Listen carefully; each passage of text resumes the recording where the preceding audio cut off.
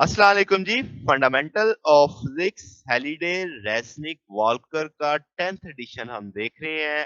Chapter number 1 चल रहा है हमारे पास, मेजरमेंट का चैप्टर है। प्रॉब्लम नंबर 28 देख रहे हैं हम। अब हमें बताया गया कि एक मोल के अंदर इतने एटम है, 6.02 10 raised पर 23 एटम्स। वो कहता है नियरेस्ट ऑर्डर ऑफ मैग्नीट्यूड, यानी इतने एटमों के करीब करीब का जो मैग्नीट्यूड होगा, कितने मोल्स ऑफ एटम होंगे एक लार्ज डोमेस्टिक कैट में। ठीक है। अब कहा गया कि mass of hydrogen atom, oxygen atom, carbon atom जो आपके पास है 1U 16U 12U रिस्पेक्टिवली लो। अब कैट के अगर आप गूगल सर्च करें तो एवरेज जो डोमेस्टिक वेट आता है 4 kg से 5 kg के बीच में आता है। ठीक है, डोमेस्टिक कैट का। तो हम चूंकि उसने लार्ज का लफ्ज यूज किया है, तो मैं इसे अपर एज पे रख लेता हूँ 5 kg, कि हम ये अज्यूम कर लेते हैं कि भी डोमेस्टिक कैट का बिल्ली का वजन 5 किलो है। अगर गूगल करेंगे तो 4 से 5 किलो के बीच में आता है। अब हम कैलकुलेट करना चाहते हैं नंबर ऑफ एटम, जिसकी बुनियाद पे उसका मैस पता चलेगा, क्योंकि उसने तो हमें एक मोल बता दिया कितने में है। अब हम क्या करेंगे कि जो चीजें उसने हमें दी है, हाइड्रोजन दी है, ऑक्सीजन दिया है, कार्बन दिया है, सिर्फ इसी का सोचेंगे, हालांकि कंपोजिशन में और भी चीजें होंगी। तो हम कहते हैं कि भाई ये तो एक तरह से ग्लूकोज फार्मूला बनेगा, इसके C6H12CO6। ठीक है, ताकि हम माने कि भाई हम यानी ये कह रहे हैं कि मॉलिक्यूलर फार्मूला ले रहे हैं ताकि हम कंपोजिशन कैट की जिस्म का निकाल सकें।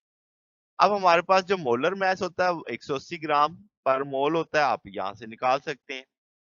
6 कार्बन है, 12 हाइड्रोजन है, 6 ऑक्सीजन है, तो वो 180 ग्राम बनेगा।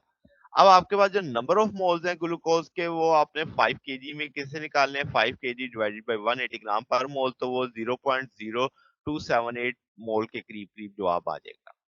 अब क्या है जनाब, अब हमें टोटल ग्लूकोज के मोल पता है, और अब हमने देखना है कि 6 के में से उसका कितना हिस्सा है, यानी कार्बन के साथ। तो वो 0.16 मोल्स बनेंगे कार्बन के।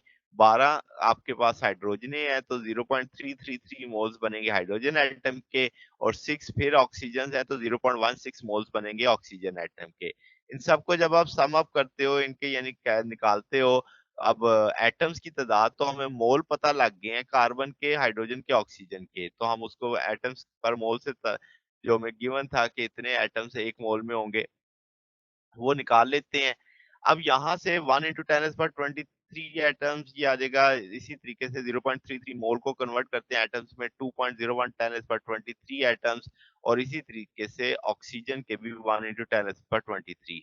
अगर आप इन सबको सम अप करते हो तो 4.01 × 10⁻23 एटम बनते हैं।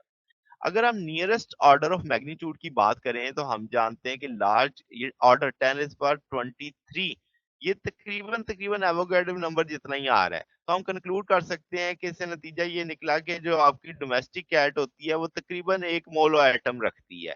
ठीक है, क्योंकि जवाब तकरीबन उसके करीब ही आ रहा है ना। ये देखो 6.02 10⁻23 और यहाँ पे कितना आ रहा है 4.01 10⁻23। तो उसने हमें खुद कहा था नियरेस्ट ऑर्डर, तो ये उसने सवाल में कहा था नियरेस्ट ऑर्डर ऑफ मैग्नीट्यूड। तो वो हमने तय कर दिया कि भाई नियरेस्ट ऑर्डर तो वही है, 10⁻23 है, जो एवोगैड्रो नंबर जितना है, तो 1 मोल जितने एटम होंगे बिल्ली के अंदर। तो अब जैसे मैंने शुरू में भी कहा कि आपके पास ये जो हमने एस्टिमेशन की है, कि ये बिल्कुल हमने कहा कि जी कि बिल्ली की बॉडी ना बिल्कुल वैसे है जैसे ग्लूकोज से बनी हुई है, उसी में हमने लेके चले हैं ना। मगर अब आपके पास एक होमोजीनियस मिक्सचर होगा एलिमेंट्स का, कंपाउंड्स का। तो हकीकत में तो कंपोजिशन में आपके पास नाइट्रोजन भी आएगी, सल्फर भी आएगी, मुख्तलिफ उसकी बॉडी के जो पार्ट जिस चीजों से बने हुए हैं, तो वो ज्यादा कम्प्लेक्स और वेरिएबल हो जाएगा। बात समझ गए? ये तो हमने जो गिवन डाटा था उसकी बुनियाद पे सोचा कि ऐसे होगा। तो ये जनाब हमारे पास आज का न्यूमेरिकल था। अगर आपको इसमें कोई बात पूछनी हो, डाउट हो, तो नीचे कमेंट्स में पूछ सकते हैं। वीडियो अच्छी लगी हो तो वीडियो को लाइक कीजिएगा, दोस्तों के साथ शेयर कीजिएगा, चैनल को सब्सक्राइब कर दीजिएगा। अब तक के लिए इतना ही, बकिया इंशाल्लाह फिर हम नेक्स्ट देखेंगे। ओके, अल्लाह हाफिज।